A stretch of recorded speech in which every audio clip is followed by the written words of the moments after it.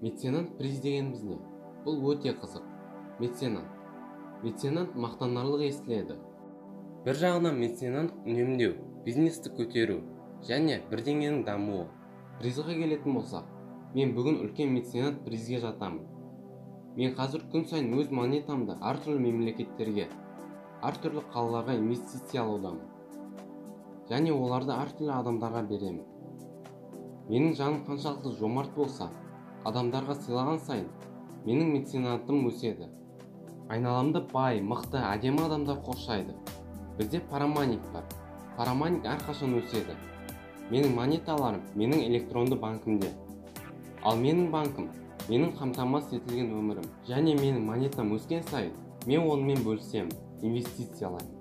Мен адамдарға мәліметті қуанышты және ұзақ өмір сүру үшін жеткіземін.